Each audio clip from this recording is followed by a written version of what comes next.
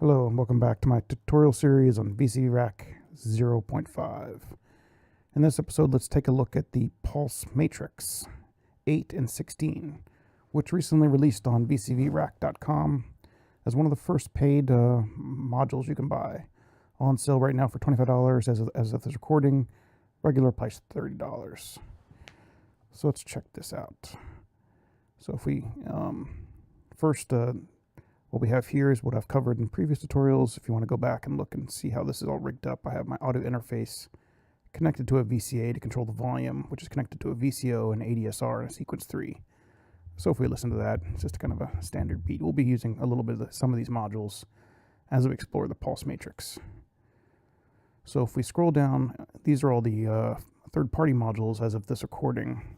So if we scroll down to VCV, you'll see the two Pulse Matrix modules. Let's take a look at them. So we have the Pulse Matrix 8 and the Pulse Matrix 16. Now, if you compare these, they're actually fairly identical. Obviously, this one's 8x8 and this one's 16x8. We'll just be using one of them, showcasing that, showcasing just one of them because the other one's the same, just smaller. So we'll just be using the 16 version.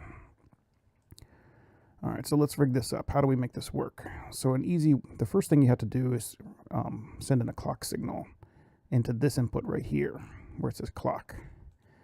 So there's a bunch of third-party modules that do clocks. An easy way to do it, if you don't have one of those, is to use an LFO. So we'll just rig up an LFO, and we'll use a square wave. Send that into the clock. It's also a good idea to increase the pulse width to max. And that way you're basically just sending a short dip every once in a while. Increase the rate. You can see here's the clock signal. But still nothing's happening. Now the reason is you need to push the run button. So once this run's lit up, now we can see it stepping through column 1 through column 16. And then what you can do is you can actually click to sequence a pattern. So we'll do every 4 notes. And then what's happening here is this row, this output right here is triggering whenever one of these is lit up. So if I want to do some pattern like this, I can basically now replace my sequence 3.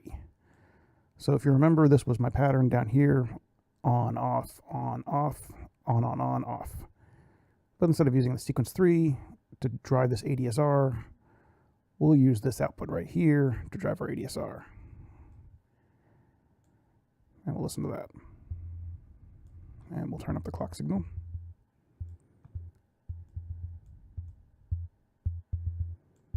There we go. Simple as that. And we can, of course, do whatever pattern we want.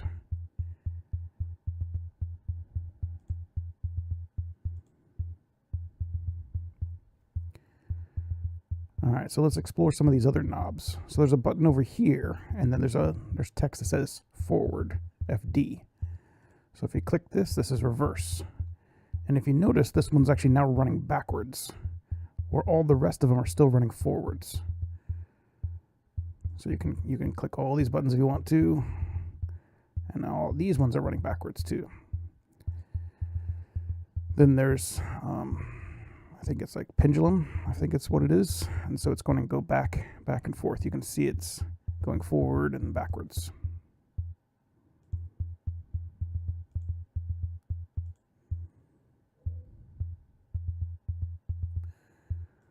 And then we have random, which is just going to jump all over the place.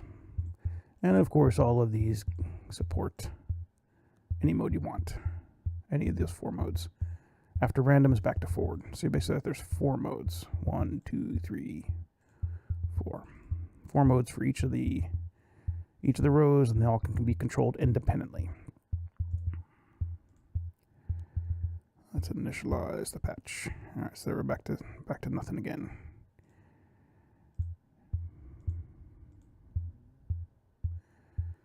All right, so what else is there? So there's a run button, or a run output. Actually, let's first talk about this right down here, because this will give us another cool way to look at it. So if I slow down my clock, let's pause the clock basically by slowing it down. If we look down here, there's no notes in any of these rows. However, this one's lit up. So this is basically the column selector. So this is high on whatever column you're currently on. So as you move forward in time, you can see it's slowly moving forward, this little light.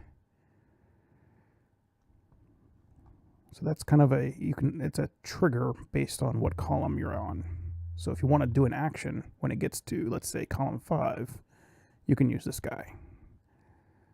So let's say every time it hits column 1, I want it to click here.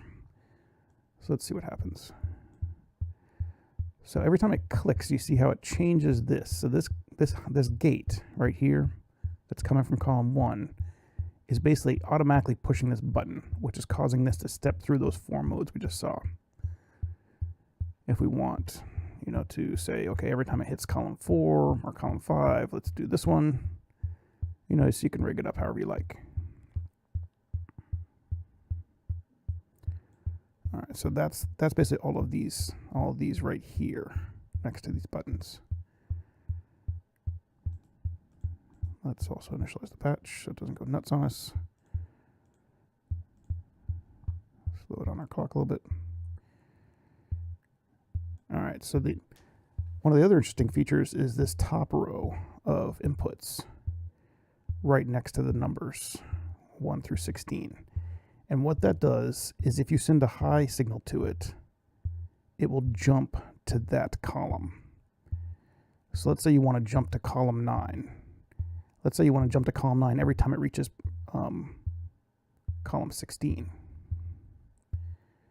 So as you can see, what's happening here is it's playing normal. It's looping all the way from 1 to 16. Now if I attach this wire, it will go through, and when it hits 16, it will jump back to 9. So it's almost like a loop and repeat. If you just want to repeat a couple, you can do that.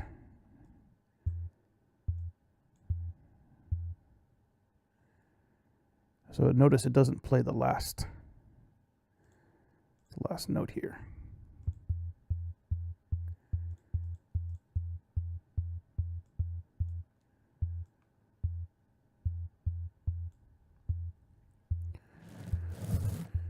All right. Then there's a reset switch right here. Let's do every time it's here, let's reset. Actually, maybe that's not so good. Let's do every on the 9.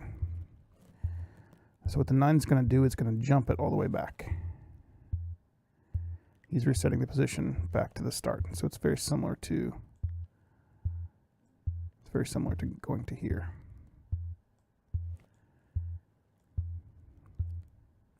Going back to 1. Let's also press this one every time it hits 9. So you can see that just reset the 1 row. So now they're off. So if you notice, every time, let's initialize the patch again.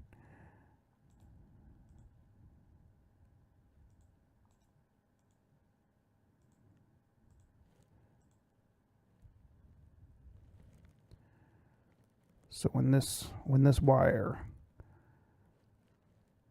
triggers and it hits the reset, it will resend that row's head marker to the beginning. So it's different than going here because this will reset them all to 1.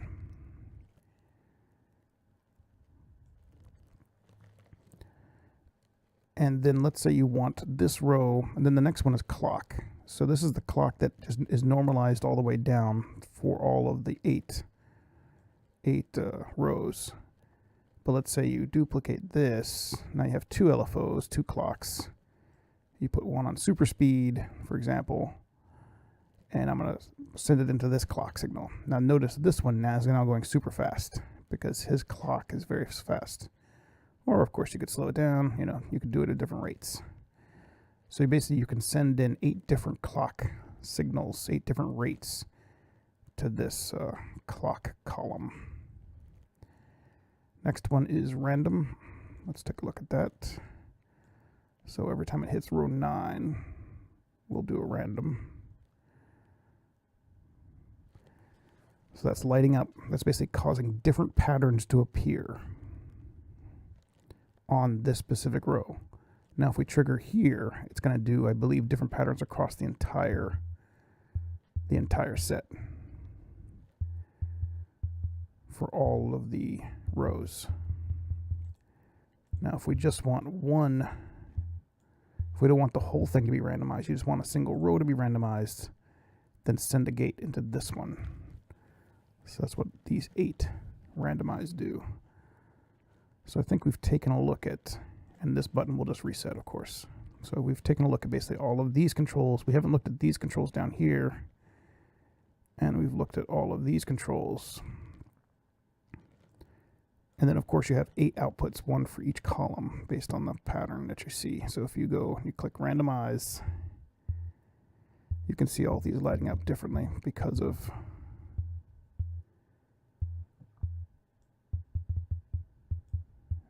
all the patterns are random. So initialize that back. All right. Let's take a look at this output. I believe it's an output. It's an input.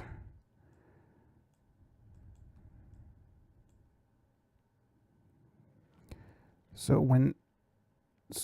the other thing to note. So let's take a look at this again. So if we do a pattern, so we can stop this module in 2 ways. We can hit this run button, so it stops running, or we can mute the output right here. So basically, that just turns off this. Now these gates are still working, and everything else is still working. You're still sequencing through. But you're just basically you're muting the output. If you want to mute the output procedurally using a gate, you could say, well, every time it hits number 9 or whatever, let's change this button. So you can see there, it's automatically cycling between.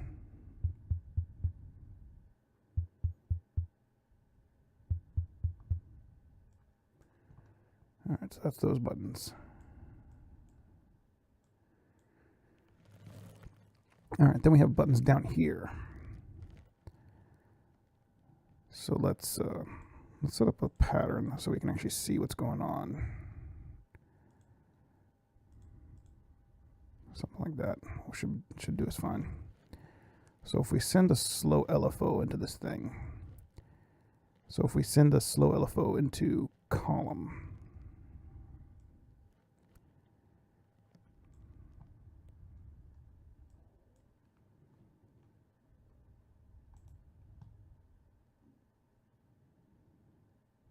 sine wave actually.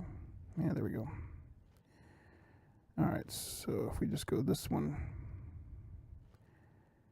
All right, so basically, so I'm in the column left, and so what it's doing, it's cycling. So if I right click and randomize,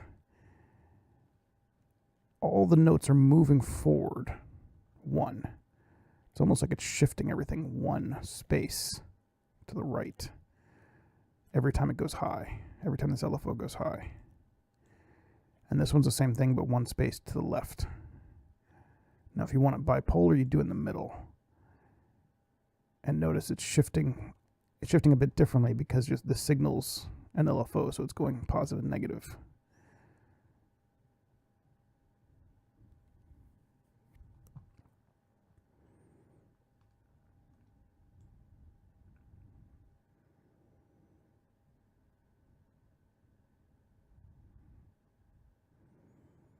So you can hit some crazy patterns like that. Now, obviously, this one's the same thing, but up and down. You can kind of see it moving up and down. Back. If you just want it to go down, you can do that one. So it's like it's a pattern shifter, and this is shifting it all up. I think that's about it in terms of all the different controls. So what can you do with this thing? Well, you can trigger ADSRs, and you can trigger drum modules. You can basically do anything you want with you can with a gate signal. One thing to note is this clock. Let's scope the output of this thing. Let's initialize it again.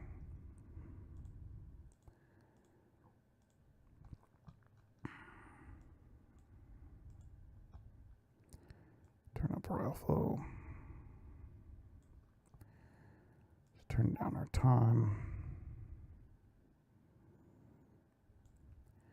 Okay, so our time's fairly slow in our oscilloscope, and you can see that that clock is pretty high, and it's long enough to trigger if we also route it to this ADSR.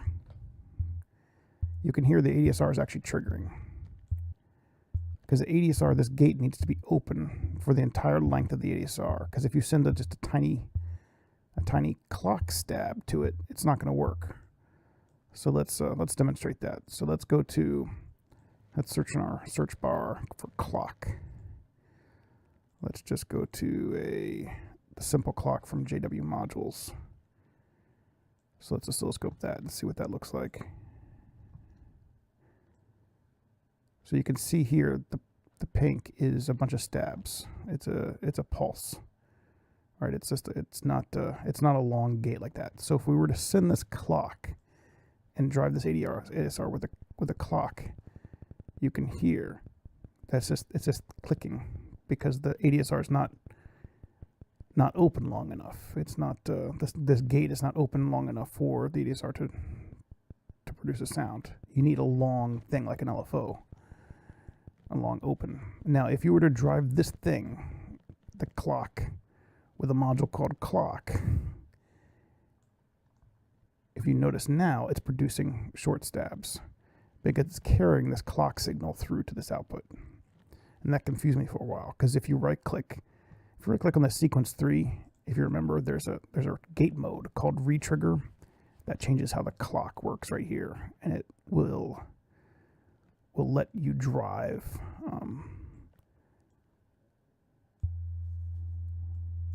so if I turn up this clock, let's see, what's it doing? Oops, row 1 gate.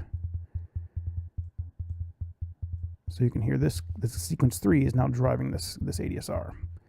If I were to change this gate mode back to trigger, you hear those short stabs, those short spikes,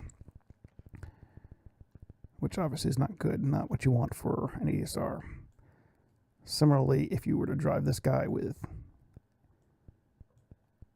a clock that's driven from short spikes like this one, again, this module gets short spikes, so it doesn't sound good, as you can hear. So in order to fix that, you basically need to use an LFO or some other clock that's open for a while, such as this one. And just set your pulse width high, because if you set it low, you're going to get those short spikes again. So that's one thing to note when using this dude, when using the pulse matrix. At least as of this writing. Maybe one day there'll be a different button, but that's the way it works right now. I think that about it covers it for the pulse matrix. And of course, we saw the 8 version, which is identical to this one, just smaller. It's all the same controls. All right, I think that's a good stopping point for the episode. Thanks for watching. See you next time.